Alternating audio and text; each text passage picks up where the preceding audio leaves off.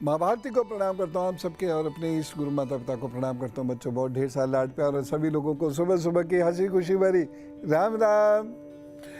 आज हम एक बहुत महत्वपूर्ण विषय पर बात करेंगे। पेट की समस्या हो, हृदय की समस्या हो, शरीर के अन्य किसी अंग की समस्या हो, घर में कोलाहल हो, लड़ाई झगड़ा हो, इनकी जो समस्या हो, इन सभी समस्याओं का निदान किचन में छुपा हुआ है। कैसे छुपा हुआ है ये मैं बताता हूँ। किचन को किस प्रकार से हम अरेंज कर रहे, इससे हमारी बहुत सारी समस्याओं का निवारण हो जाता है। ये ज़रूर जान लीजिएगा। किचन में किसी तरीके से पॉजिटिव एनर्जी लानी है, बस ऐसा सोच लीजिएगा।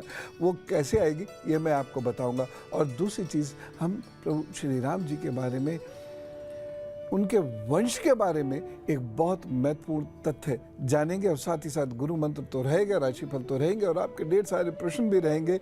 और शुरुआत किससे करेंगे? आज के पंचांग से। आज है 4 जून, दिन है शनिवार। सूर्योदय का समय रहा 5:23, सूर्यास्त का समय होगा शाम को 7:16, और राहु काल रहेगा सुबह 8:51 से 10:35 तक। यमगंड काल रहेगा दोपहर 2:04 से 3:48 तक, और गुलिक काल रहेगा सुबह 5:23 से 7:07 तक। शुभ समय में अभिजीत मुहूर्त मिलेगा सुबह 11:52 से दोपहर 12:47 तक, और अमृत काल मिलेगा दोपहर को 2:46 से शाम 4:33 तक। ध्यान साधना और विशेष अध्ययन का निषिद्ध मुहूर्त होगा रात में 11:59 से रात में 12:40 तक। और अब राशिफल, क्या है हाल चाल और क्या है उसको दुरुस्त करने के उपाय जानिए। शुरुआत करते हैं मेष, वृषभ और मिथुन राशि से। मेष राशि के लिए ये दिन अच्छा है। कुछ नए संबंध बनते हुए दिखाई दे रहे हैं। पुराने संबंध भी प्रगाढ़ होंगे। दोपहर तक थोड़ा कलह झंझट हो सकता है, लेकिन उसके बाद स्थिति सामान्य हो जाएगी। तो कुल मिला के ये समय आपके लिए अच्छा है। विद्यार्थियों के लिए इस दिन की गई पढ़ाई बहुत विशेष लाभदायक सिद्ध होगी। थोड़ा सा माता जी का, मामा जी का, अपने निनिहाल का ध्यान ज़रूर रखिएगा, और उनसे संबंध आपके अच्छे रहें इसके लिए प्रयत्न करते रहिएगा। उड़द की दाल का दान इस दिन ज़रूर करें, प्रभु जी सब ठीक करेंगे। वृषभ राशि की बात करते हैं। वृषभ राशि के लिए समय अनुकूल नहीं कहा जा सकता है। थोड़ा ध्यान रखें चलें। वाणी पर विशेष नियंत्रण रखें। कमर का विशेष रूप से ख्याल रखें। कहीं गिरने गिराने के योग भी बनते हैं, उसका भी थोड़ा सा आपको ध्यान रखना पड़ेगा। आटे का दान जरूर कर दीजिएगा। मिथुन राशि के लिए समय थोड़ा सोच के बोलने का है, क्योंकि इस दिन वाणी दोष की वजह से कुछ नुकसान आप अपना कर सकते हैं। किसी ऐसी जगह हंसी मजाक कर सकते हैं, या किसी ऐसे व्यक्ति के साथ हंसी मजाक कर सकते हैं जिससे कि संबंध खराब हो जाएं।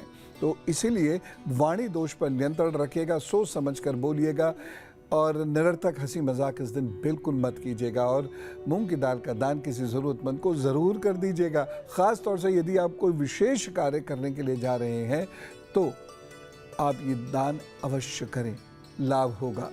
अब आपके प्रश्न मैं लेता हूं, एक नंबर नोट कर लीजिए, यह तो भी आपको याद हो गया होगा, फिर भी 9711002266 ये व्हाट्सएप नंबर है। इस पर अपने क्वेश्चन भेज सकते हैं। एक ईमेल और नोट कीजिए, gurudev@newsnation.in। इस पर भी आप ईमेल भेज सकते हैं, लेकिन उस पर फ़ोन नंबर ज़रूर रखें जिससे कि आपसे हम लोग कांटेक्ट कर सकें। और सभी सेवाएं पूर्णतया निःशुल्क हैं। तो बातचीत का सिलसिला शुरू करते हैं प्रशांत जी से। प्लानी से हमारे साथ जुड़े हुए हैं जी। राम राम प्रशांत भैया। जी गुरुदेव प्रणाम। जी जी गुरुदेव, मेरी डिटेल है, बर्थ डेट है 18 जनवरी 1998। 21 कौन सी जनवरी? 18 जनवरी 1998। जी। और टाइम है 2:10 दोपहर के। जी। और स्थान है पिलानी, राजस्थान।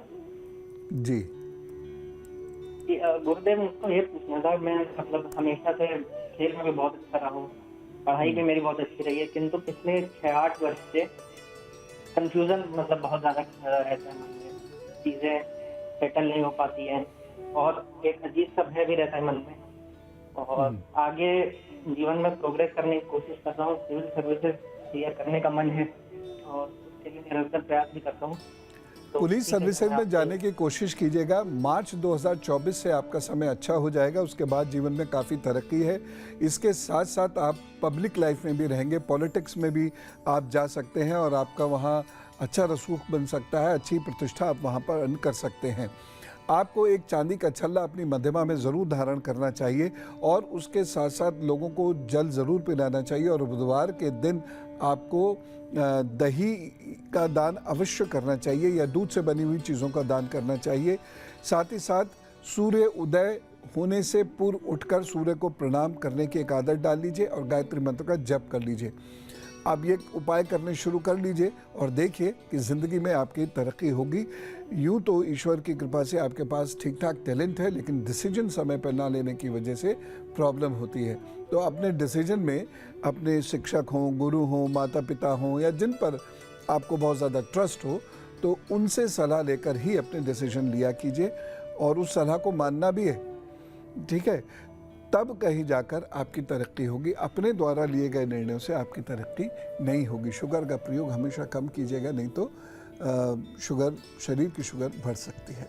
और अब बात करते हैं उस स्थान की जहाँ सबसे ज़्यादा सकारात्मकता होनी चाहिए, क्योंकि ये स्थान जीवन देता है, यानी हमारा रसोई घर, हमारी किचन। यूँ तो आइडियल कंडीशंस जो होती हैं वास्तु की, वो बिल्कुल अलग होती हैं। फ्लैट्स में वो पॉसिबल नहीं है, घर में भी वो पॉसिबल नहीं है। कई बार ऐसा होता है कि अज्ञानतावश वह हमने ऐसी कोई चीज़ बना दी जो उसको सूट नहीं कर रही थी। अब बन गई तो बन गई, अब उसका रास्ता निकालेंगे, लेकिन पहले इसे समझें। देखिए, वह गर्मी का स्थान है, वहाँ पर 3 प्रकार की अग्नि का समाधान होना चाहिए। एक तो वातावरण की, यानी सूर्य की अग्नि। सूर्य की अग्नि वहाँ इसलिए आवश्यक है क्योंकि जिससे वहाँ बैक्टीरिया ना पनपे, इसलिए साउथ ईस्ट डायरेक्शन में जो अग्नि का स्थान है और जहाँ पर अधिकतम समय सूर्य रहता है, किचन का दरवाज़ा या किचन की एक बड़ी सी खिड़की वहाँ पर ज़रूर होनी चाहिए, जिससे कि 1-2 घंटे तो कम से कम सूर्य का प्रकाश वहाँ पर रहे। दूसरी चीज़, जो दूसरी अग्नि हो गई, वो हमारे गैस स्टोव वगैरह की हो गई। इसका स्थान भी उत्तर से पूर्व की ओर होना, पूर्व से दक्षिण की ओर होना चाहिए, ठीक है? तो साउथ ईस्ट में हमारी किचन हो, किचन नहीं भी हो तो वहाँ एक बड़ी सी खिड़की खुलवा दें, जितनी भी बड़ी खुल सके। बस मकसद यही है कि धूप आवे वहाँ से। और दूसरा, जो खाना बनाने के लिए गैस स्टोव का हम प्रयोग करते हैं, वह भी हमारा दक्षिण पूर्व में होना चाहिए, जिससे कि हम जब खाना बनाएं तो हमारा मुंह दक्षिण पूर्व में रहे और खाना पकाएं जो भी हम, उस पर सूर्य की, दिन में तो कम से कम कुछ ना कुछ सूर्य का प्रकाश अवश्य आता रहे। बहुत ना आए, कम आए, आए लेकिन। और तीसरी चीज़ है जठर अग्नि, जिससे भोजन पचता है, जो शरीर की भीतर अग्नि है, जिससे कोई भी भोजन हम डाइजेस्ट करते हैं और वह शरीर में कहीं फैट्स, कहीं कार्बोहाइड्रेट, कहीं प्रोटीन बनकर शरीर को पुष्ट करता है। इसीलिए किचन में प्रावधान होता था तो निश्चित रूप से अभी भी होना चाहिए कि बैठकर वहाँ भोजन किया जा सके। यद्यपि आजकल ये संभव नहीं हो पाता, लोग इच्छुक भी नहीं होते, लेकिन आपको एक सूत्र बता रहा हूं। जिस घर में बहुत कलह रहती है, काम नहीं बनते, नाना प्रकार की व्याधियां और परेशानियां होती हैं, जिस घर में नौकरियां नहीं टिकती घर के मालिक की या घर के प्रमुख व्यक्ति की, या घर का प्रमुख व्यक्ति बहुत बीमार रहता है, या घर की मालकिन बहुत बीमार रहती है, या उसके पास आर्थिक स्थिरता नहीं होती है, उन लोगों को किचन में बैठकर भोजन करना चाहिए। और किस पर बैठना है? बोरी पर। थोड़ी सी चुभेगी शुरू में, हालांकि उसमें भी अब तो बहुत फाइन सुतली आने लगी है तो वो चुभती नहीं है। उस पर बैठकर सामने चौकी रखकर और तब भोजन कीजिए। हाथ पांव बाहर धो के आइए, किचन में भोजन कीजिए। और भोजन करते समय मुंह पूर्व की ओर हो जाए तो क्या कहने, नहीं तो दक्षिण पूर्व में भी हो जाए तो ठीक है। आप कुछ दिनों ऐसा करके देखिए, खास तौर से मंगल और शनिवार को ऐसा करके देखिए और फिर बताइए घर में सकारात्मकता आने लगी या नहीं। और कुछ दिन का मतलब ये नहीं है 2 दिन किया, एक बार बस पेट पे हाथ फेरा कि आप भोजन हो गया और कल सुबह से सब ठीक। इतनी जल्दी नहीं बदलती हैं चीज़ें, समय लगता है, कहीं कहीं तो बहुत समय लगता है। दुर्भाग्य जितनी मजबूती से जकड़े हुए होगा उसे बदलने में उतना ही अधिक मेहनत और समय चाहिए होगा। ये ध्यान रखें। अब जानते हैं कर्क, सिंह और कन्या राशि का हाल। कर्क राशि, थोड़ा सर्दी गर्मी का ध्यान रखिएगा। इस दिन सर्दी पकड़ सकती है, इन्फेक्शन पकड़ सकता है, बहुत समझ के चलने की ज़रूरत है। गुनगुने पानी का सेवन कीजिए, फ्रिज का पानी या अन्य कोई बहुत ठंडी चीज़ें का उसका सेवन मत कीजिएगा। और साथ ही साथ एकदम गर्मी से सर्दी में, सर्दी से गर्मी में मत आइएगा, नहीं तो नुकसान हो सकता है। स्वास्थ्य की दृष्टि से ये दिन कमज़ोर है। दूध का दान कीजिए और अपने काम पर जुट जाइए, प्रभु सब ठीक रखेंगे। बस एक चीज़ मैं कहना चाहूँगा, इस दिन मन थोड़ा सा व्यथित भी रहेगा, भावुक भी रहेगा और एकाग्रता की कमी भी रहेगी, लेकिन भाग्य पक्ष मजबूत है। तो इस दिन अगर आपने कोई काम शुरू किया है या कोई भी कार्य आप कर रहे हैं तो ज़रा सी एकाग्रता का पुट बढ़ा दीजिएगा। इस दिन जो काम आप टेकअप करेंगे उसमें सफलता आपको ज़रूर प्राप्त होगी। सिंह राशि की बात करते हैं। स्वास्थ्य की दृष्टि से और धन की दृष्टि से यह दिन थोड़ा सा कमज़ोर है। धन और स्वास्थ्य का विशेष रूप से ध्यान रखिएगा। इस दिन आंख बंद करके किसी पर विश्वास मत कीजिएगा, ये मेरी आपको सलाह है। सूर्य के सामने खड़े हुए गायत्री का जप कीजिए और बहुत चुस्ती फुर्ती के साथ अपने काम पर जुट जाइए। कन्या राशि की बात करते हैं। भाग्य पक्ष अच्छा है, बहन भाइयों का अच्छा सहयोग मिलता हुआ दिखाई दे रहा है। थोड़े से दायित्व ज़रूर बढ़ेंगे इस दिन, थोड़े दूसरे लोगों की वजह से समय और पैसा भी आपका खर्च होगा, लेकिन फिर भी कुल मिला के ये समय अच्छा है। इस दिन बिल्कुल सीधी सीधी सच्ची सच्ची बात कीजिएगा, बिल्कुल झूठ मत बोलिएगा, किसी की निंदा करने से एकदम बचिएगा, नहीं तो आपसे किसी का वाद विवाद हो सकता है। उड़द की दाल का या मूंग की दाल का दान ज़रूर कर दें, प्रभु ज़रूर कृपा करेंगे। प्रतिमा जी से बात करते हैं, कानपुर से हमारे साथ है जी। राम राम। हाँ गुरुदेव जी, प्रणाम प्रणाम। जी जी, मुझे आपसे बात करके बहुत अच्छा लगा और बहुत बढ़िया लग रहा है।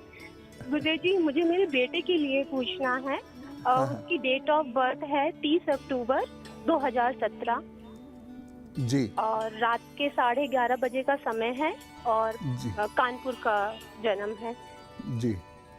तो बच्चा मेरा बहुत जिद्दी है। बिल्कुल भी कोई, अभी वो 4.5 साल का हो रहा है, लेकिन उसका थोड़ा मैं आपसे पेरेंटिंग चाहती हूँ कि उसका पेरेंटिंग कैसे करें और किस बात का विशेष ध्यान रखें। बहुत अच्छी बात है। और मैं बाकी माता पिता से भी कहना चाहूँगा कि बच्चों के लिए जो सबसे महत्वपूर्ण प्रश्न होना चाहिए वो पेरेंटिंग होना चाहिए या उसका स्वास्थ्य होना चाहिए। बाकी सारी चीज़ें तो उसी से बच्चा पा जाएगा। और आज वो क्या सूत्र है जो आपके पास नहीं है, जो आपकी कुंडली में नहीं भी लिखा है, वो आप पा सकें, वो सूत्र भी आज मैं बताऊंगा। लेकिन हम लोग बच्चे की जन्म होते ही उसकी शादी, धन, नौकरी, व्यापार, पैसा, यही सब पूछ के रह जाते हैं। तो बहुत बहुत साधुवाद आपको कि आपने पेरेंटिंग के बारे में पूछा। ये बच्चा बहुत भावुक है और भावुक है, साथ ही साथ इसे क्रोध भी ज़्यादा है, इसलिए इसको किसी भी बात के पीछे ये पड़ जाता है तो बहुत ज़िद इसको आ जाती है। देखिए, 2-3 चीज़ें आप इनकी कीजिए। एक तो चांदी के गिलास में इनको जल दिया कीजिए और दूसरा इनको दौड़ाया कीजिए, खेला करेंगे। इनको मोबाइल बिल्कुल मत दीजिएगा, इलेक्ट्रॉनिक गैजेट से दूर रखिएगा, चाहे आपको ही सेक्रीफाइस क्यों ना करना पड़े, लेकिन इनको टेलीविज़न से या बाकी इलेक्ट्रॉनिक गैजेट से थोड़ा सा दूर रखिएगा। कुछ वर्ष तक दूर रखेंगे तो भी चल जाएगा। उसके बाद इसको देर रात तक जागने मत दीजिएगा, जल्दी सुलाना शुरू कर दीजिए और ये खूब भागे, ये कोशिश कीजिएगा खूब भागे, थक जाए एकदम से। और उसके बाद जब ये थक के सोए तो इनके अंगूठे में सरसों के तेल की हल्के हल्के मालिश ज़रूर कर दीजिए। इनके सिरहाने जल भर कर नारियल उस जल में ज़रूर डुबो के रखें। नारियल का जो निचला हिस्सा होता है वो जल में भीगा रहना चाहिए। धीरे धीरे इनकी इज्जत उससे दूर होने लगेगी। एक चीज़ और, ये बच्चा बहुत ज़्यादा इंटरेक्शन चाहता है। इस बच्चे के पास बहुत सारी कहानियाँ होंगी, आपको भी बहुत सारी कहानियाँ रोज़ सुनाता होगा ये, है ना।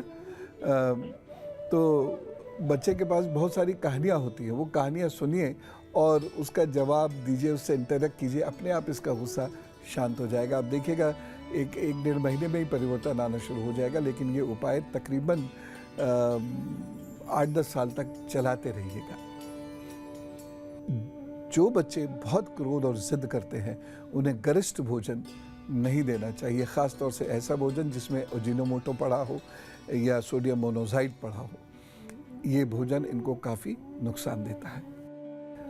एक प्रश्न यहाँ अक्सर आता है अब किचन की बात पे ही आगे बढ़ते हैं कि मान लीजिए कि अब हमारा किचन साउथ ईस्ट नहीं है तो क्या करें, दक्षिण पूर्व में नहीं है तो क्या करें।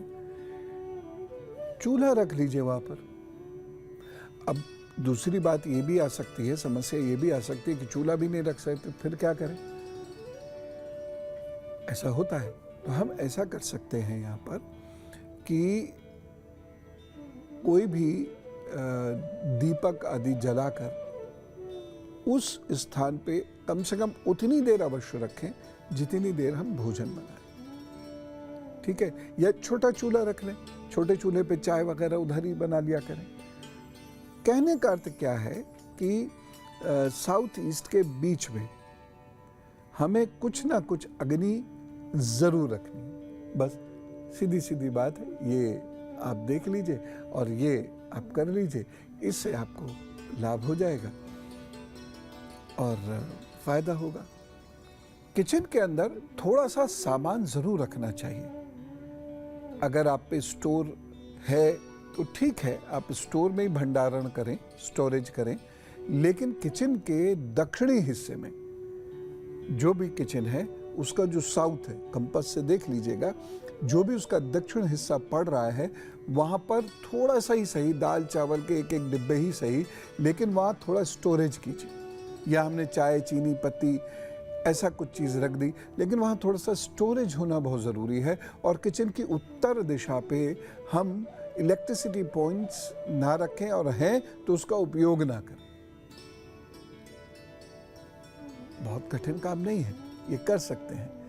फ्रिज है, ईस्ट वॉल पे ले जाएं, ईस्ट से साउथ के बीच में कोई ना कोई तो स्थान मिलेगा जहाँ पर हम वो फ्रिज ले जा सकते हैं या अवन ले जा सकते हैं। इतना अगर आप कर लेंगे तो आपको लाभ होगा।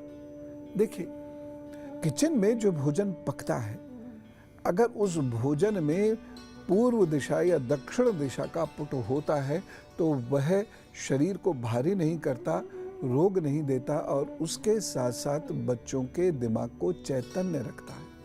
और जिस किचन का उत्तरी हिस्सा खाना पकाने के लिए इस्तेमाल किया जाता है, या उत्तर से जब हम चलते हैं पश्चिम की तरफ, वो हिस्सा अगर खाना पकाने के लिए इस्तेमाल किया जाता है तो वह उचित नहीं है। इसलिए उससे आपको एकदम बचना है। इलेक्ट्रिकल इक्विपमेंट्स हर जगह है, चाहे ओवन की फॉर्म में हो, ग्रिलर की फॉर्म में हो, फ्रिज की फॉर्म में हो। इन इक्विपमेंट्स को उत्तरी वॉल पे मत रखिए, नहीं तो इससे परेशानी होगी। उस घर के लोगों का कंसंट्रेशन अच्छा नहीं होगा, विद्यार्थियों को, उस घर के विद्यार्थियों को कष्ट होगा पढ़ने में, याद नहीं रख पाएंगे चीजों को। तुला, वृश्चिक और धनु राशि का हल बताऊंगा। तुला राशि, आपके लिए अनुकूल समय है, खूब मेहनत करें, आगे बढ़ने का अच्छा अवसर आपको मिल रहा है, परंतु मर्यादित व्यवहार कीजिएगा। स्त्रियां पुरुषों से, पुरुष स्त्रियों से, अन्यथा कोई परेशानी हो सकती है। खास तौर से वो पुरुष जिनके बॉस स्त्री है कोई, उन लोगों को आज अपनी वाणी पर बहुत लगाम कसनी होगी, अन्यथा कहीं बात बिगड़ सकती है। इस दिन कोई भी खरीद फरोख्त बड़ी ना करें तो अच्छा है, चाहे वो महंगे कपड़े खरीदना हो या कोई ज्वेलरी खरीदना हो। और अगर करना भी पड़े तो फिर आप किसी की सलाह लें या किसी को साथ लेके जाएं तो करें।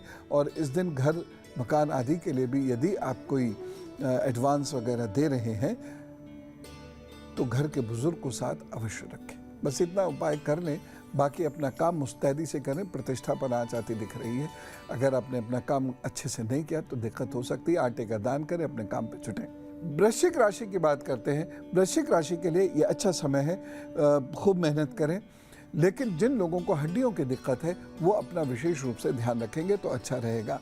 इस दिन तेल का दान जरूर कर दीजिएगा, अपने काम पर जुट जाइए तो वो सब ठीक करेंगे। धनु राशि की चर्चा करते हैं। स्वास्थ्य की दृष्टि से ये दिन बहुत अच्छा नहीं है, मन भी थोड़ा सा कमजोर, खराब रहेगा। इस दिन दौड़ भाग बहुत हो सकती है और उसकी वजह से आप थक भी सकते हैं, लेकिन फिर भी कुल मिला के आनंद रहेगा। चोट फूट से बचने के लिए ओम रुद्राय नमः का 11 बार जब अवश्य कर लें, फिर अपने काम पर जुटिएगा तो वो सब ठीक करेंगे। ईना जी से बात करते हैं, रुद्रपुर से हमारे साथ हैं जी। राम राम। राम राम गुरु जी चरण पर आपसे बात करके मेरा जीवन धन्य हो गया। बहुत बहुत धन्यवाद जी। जी गुरु जी, मुझे अपनी ना बेटी के लिए पूछना है, उसका नाम है रिद्मा जी। और टाइम? डेट ऑफ बर्थ हाँ। 7/12/2001 7 फरवरी 2001। नहीं, 7 दिसंबर 7 दिसंबर 2001। टाइम? समय दोपहर का 1:30 बजे, स्थान रुद्रपुर। हाँ जी गुरु जी, वो ना MBBS में एडमिशन कराया है, वहाँ पर रुक नहीं पा रही है, बार बार घर आ रही है, बहुत परेशान रहती है। ठीक है, 2-3 उपाय बता रहा हूँ, वो कर रहे। पहली चीज़ तो ये, पीले रंग का धागा बृहस्पतिवार को अपने गले में डालें। दूसरी चीज़, वहाँ से चेंज करने का दिमाग से बिल्कुल लगा दें, निकाल दें, क्योंकि अभी ये बात करने लगी होंगी कि मेरे से हो नहीं रहा, मैं छोड़ रही हूँ, मेरे से हो नहीं रहा, मैं छोड़ रही हूँ। चेंज नहीं करना है। और तीसरी चीज़ ये है कि सप्ताह में एक दिन मंगल या शनिवार को ये मछलियों को दाना ज़रूर डाल दिया करें। और बिजली का सामान अथवा दवाई के सामान का दान शनिवार को ज़रूर कर दिया करें। समझ गए ना? ये उपाय बहुत आसान है, कोई दिक्कत की बात नहीं है। बस ये उपाय करा दीजिए, 3-4 महीने में फ़र्क पड़ जाएगा। अभी समय चूँकि डिस्टर्बिंग चल रहा है, और आज से नहीं चल रहा, पिछली जुलाई से चल रहा है। 2021 की जुलाई से डिस्टर्बिंग समय चल रहा है, और ये उपाय आप कराइए तो चीज़ें ठीक हो जाएंगी। चिंता नहीं करिए, अच्छे हो जाएंगे। रसोई की बात चल रही थी। 2 कार्य आपको वहाँ ज़रूर करने हैं। पहला कार्य, आप रसोई घर के अंदर पूजा का स्थान नहीं बनाएंगे, या वहाँ पर भगवान के चित्र बिल्कुल नहीं लगाएंगे। ये ध्यान रखिए, बिल्कुल नहीं तो मतलब बिल्कुल नहीं। दूसरी बात, सप्ताह में एक दिन, सोमवार या शुक्रवार दिन अपने आप चुन लीजिएगा, उस दिन वहाँ पर खीर अवश्य बनेगी। अब जो लोग मीठा नहीं खा सकते हैं उनके लिए फीकी खीर बना दीजिएगा, लेकिन खीर अवश्य बनेगी। और जिस दिन आप खीर बनाएंगे उस दिन गाय, कुत्ते और कौवे को ज़रूर देंगे। अब कौवा आप कहेंगे खीर नहीं खाता, तो रोटी में थोड़ी सी लपेट कर आप छत पर डाल दीजिएगा। अब कौवा है नहीं। अब देखिए, मनुष्य ने ये गलती की है कि वल्चर्स ख़त्म होने लगे हैं, चिड़िया ख़त्म होने लगी हैं, कौवे भी अब बहुत कम मिल रहे हैं। अब नहीं है तो नहीं है। अब कौवा तो मैं कैसे पकड़ा जाएगा इसका उपाय नहीं बता सकता, लेकिन अगर है तो पहले ये कार्य आप ज़रूर कर लीजिएगा, ये खीर वाला। ठीक है? तो ये दोनों उपाय करने के उपरांत आप देखेंगे कि घर में सुख शांति आने लगी है, और उसके साथ साथ घर के जो विद्यार्थी हैं, बच्चे हैं, जो अभी स्टूडेंट्स हैं, उन लोगों को सफलता बेहतर मिलने लगेगी। ये कार्य आप अवश्य करेंगे, और मुझे पूरी उम्मीद है इससे लाभ होगा। एक बात और मैं बताऊंगा कि घर में रात में खाने के जूठे बर्तन किचन में कभी मत छोड़ना। मकर, कुंभ और मीन राशि का हाल बता देता हूं। मकर राशि वाले लोगों को आज अपने स्वास्थ्य का विशेष रूप से ख्याल रखना होगा। धन किसी को भी ऐसे ना दे दें, क्योंकि इस दिन धन की हानि के संकेत भी मिल रहे हैं, स्वास्थ्य की हानि के संकेत भी मिल रहे हैं। बाकी मकर राशि के लिए ये दिन प्रतिष्ठा पाने की दृष्टि से मेहनत करवा कर प्रतिष्ठा देने वाला है। ऐसा नहीं कि प्रतिष्ठा नहीं मिलेगी, लेकिन मेहनत करवा कर फिर प्रतिष्ठा आपको मिलेगी, ऐसे संकेत मिल रहे हैं। तो कुल मिला के समय बुरा नहीं है, बस उड़द की दाल का दान कर दीजिए और अपने काम पर जुट जाइए, तो सब ठीक करेंगे। कुंभ राशि, धन की दृष्टि से यह दिन अच्छा है, परंतु वाणी दोष की वजह से घर गृहस्थी में परेशानी हो सकती है, रिश्तों में परेशानी हो सकती है, इसलिए वाणी दोष से आपको बचने की कोशिश करनी होगी। बाकी समय कुल मिला के ठीक है, अच्छा है। टेक्निकल एजुकेशन में जो लोग काम कर रहे हैं या टेक्निकल फील्ड्स में जो लोग काम कर रहे हैं, उन लोगों के लिए ये समय अच्छा सिद्ध हो सकता है। लेकिन जिन लोगों को इन्वेस्टमेंट करना है वो बहुत सोच समझ के इन्वेस्टमेंट करें, नहीं तो हानि भी हो सकती है। ओम रुद्राय नमः का जप करें, अपने काम पर जुटे। मीन राशि के लोगों के लिए ये दिन अच्छा है। मेहनत तो ज़रूर ज़्यादा करवाएगा ये दिन, संघर्ष भी ज़्यादा कराएगा, काम बिगड़ते बिगड़ते लेकिन बन भी जाएंगे। तो इस तरीके से कुल मिला के देखा जाए तो ये दिन है अच्छा, चिंता करने की ज़रूरत नहीं है, आपकी उन्नति तरक्की अवश्य होगी। बस आप ओम दुम दुर्गाय नमः का जप करें और अपने काम पर जुटें, और इस दिन नीले और काले कपड़े नहीं पहनेंगे तो अच्छा रहेगा। बकुल जी हमारे साथ है कानपुर से। जी राम राम बकुल जी। तो गुरु जी प्रणाम। गुरु जी प्रणाम। मैं बकुल सक्सेना बोल रहा हूँ जी। मेरी डेट ऑफ बर्थ है 12 दिसंबर 1978। जी। टाइम? हाँ, और टाइम है इवनिंग 7:45, 7:45। जी। Birth place? कानपुर। जी। एंजाइटी बहुत रहती है आपको क्या? जी जी गुरु जी। इसे कम करना होगा आज से ही, समझ लीजिए। नहीं तो इसकी वजह से ना बीमार होने के योग बन रहे हैं, क्योंकि पैल्पिटेशन डिस्टर्ब हो जाएंगे, ब्लड प्रेशर डिस्टर्ब हो जाएगा, फिर आपको परेशानियां ज़्यादा होंगी। हाँ बोलिए, अब आप बताइए। गुरु जी मेरी सिर्फ एक ही प्रॉब्लम है, और वो ये है कि मैं अपने रोजगार को लेके बहुत प्रॉब्लम में हूँ, और क्योंकि ये मेरा बार बार जो है उसमें डिस्टर्ब होता है, और परमानेंट कोई मतलब उसका वो नहीं है हिसाब किताब उसके लिए, रोजगार के लिए। आप एक तो चीज़ है कि अग्नि से जुड़ी हुई चीज़ों का काम करें या केमिकल्स से जुड़ी हुई चीज़ों का काम करें। दूसरा किसी भी चीज़ में, जैसे यूं तो आपके किस्मत में कपड़े का योग भी आ रहा है, कपड़े से संबंधित काम करने का, तो रंगीन कपड़ों का काम करें, कपड़े रंगने का काम भी आप उसमें कर सकते हैं, अच्छा रहेगा। ठीक है। दूसरी चीज़ क्या करें, आप अपने घर पर थोड़ा सा ध्यान दें। आपके घर का पिछला हिस्सा या छत का हिस्सा अभी टूटा हुआ है कुछ, या आधा बना छूट गया होगा। कोशिश ये करें कि उसे ठीक करने, अगर करवा सकते हैं तो उसे ठीक करवा लें, और नहीं करवा सकते हैं तो वहाँ पर पानी इकट्ठा ना होने दें और तुलसी के पौधे लगा दें 4-5।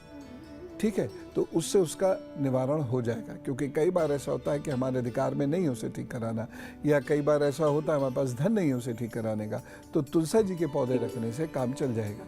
इतना कार्य आप करना शुरू कर दीजिएगा और आपको फ़ायदा होगा।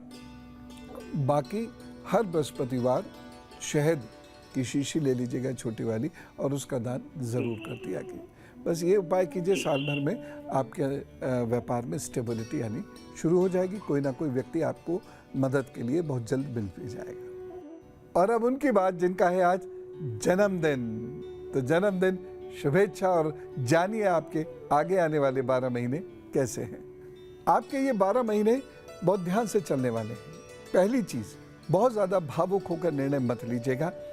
दूसरी चीज़, अपने स्वास्थ्य का विशेष रूप से ध्यान रखिएगा। तीसरी चीज़, निंदा करके किसी मित्र को शत्रु मत बनाइएगा, अपनी वाणी पर नियंत्रण रखिएगा। चौथी चीज़, यात्राएं करने का मौका मिलेगा, ज़रूर कीजिएगा। आलस्य का इन 12 महीनों में कोई स्कोप नहीं है, तो आप खूब यात्राएं कीजिएगा।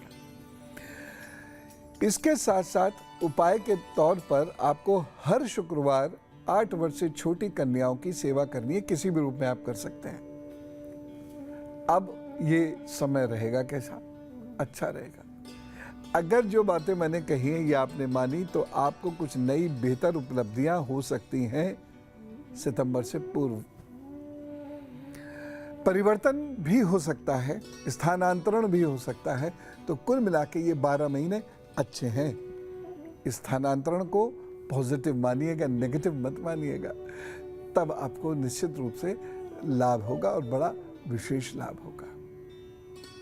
सोने से पहले पाँव को गीले कपड़े से पहले पोंछिएगा और फिर सूखे कपड़े से पोंछिएगा। और भगवान अगर इन 12 महीनों में बहुत कष्ट महसूस हो, विशेष रूप से आर्थिक कष्ट, तो एक काम और शुरू कर दीजिएगा। रुई को सरसों के तेल में डुबोकर, निचोड़कर, नाखूनों पर लगाकर फिर सोया कीजिएगा। और नमः शिवाय का जप सोते समय जरूर कर लिया कीजिए। तरक्की होगी, बहुत सारी शुभकामनाएं, जन्मदिन शुभेच्छा।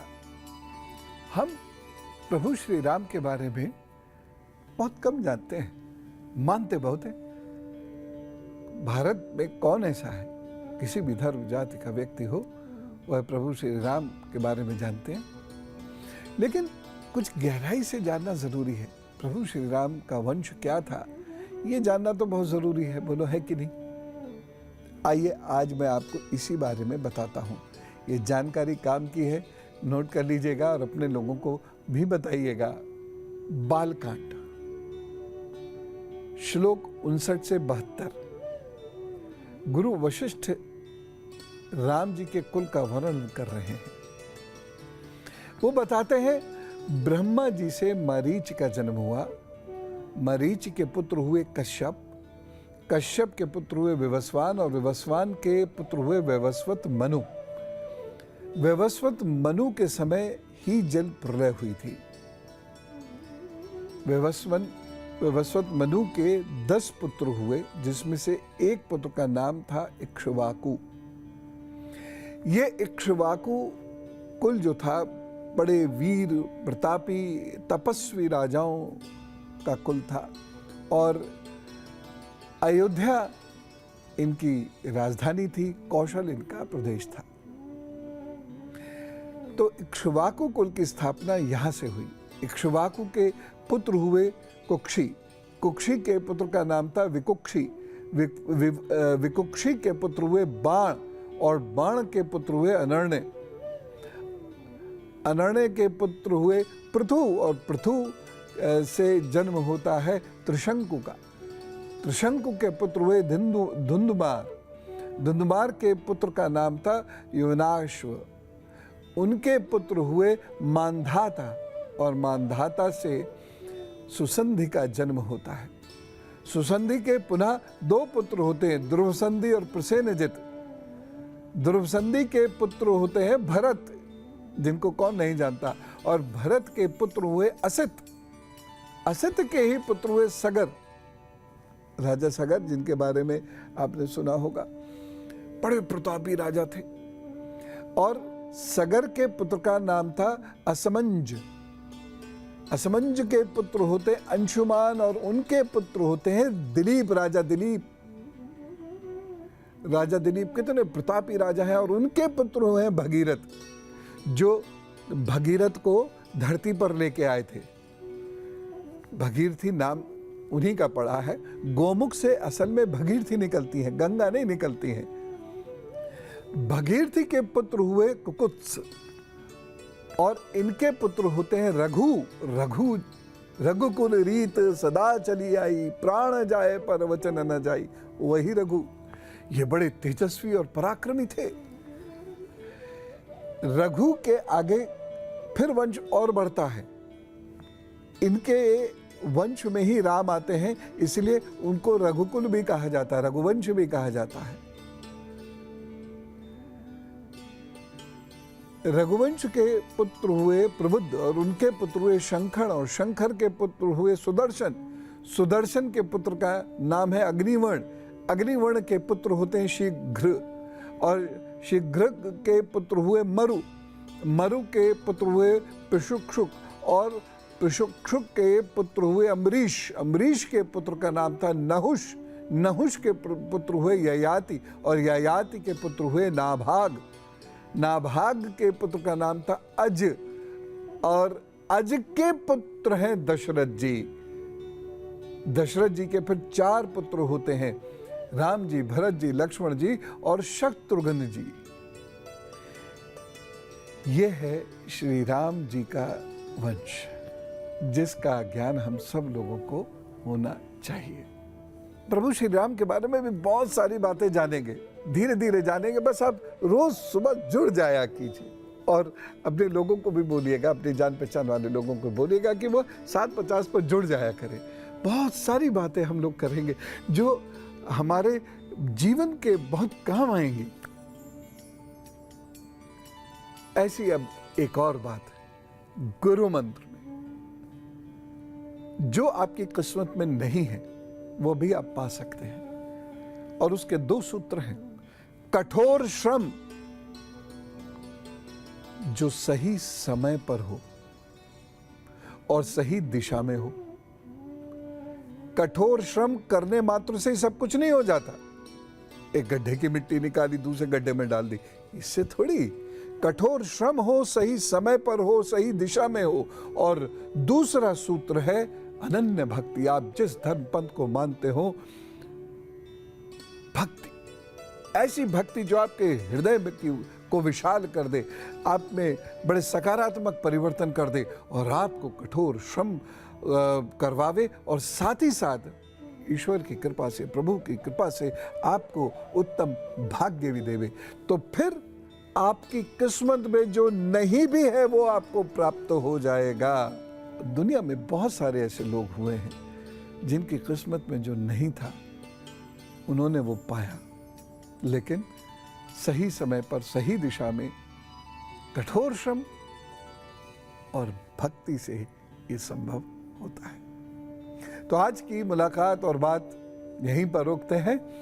कल फिर मिलेंगे और तब तक आप खूब खुश रहिए, भक्ति कीजिए, दूसरों को भी खुश रखिए और कहिए राम राम, नमस्कार। और उस राष्ट्र की, उस देश की जय जरूर बोलिए जहां पर अनेकों विद्वानों ने इसे विश्व गुरु बनाया। तो बोलिए भारत माता की जय।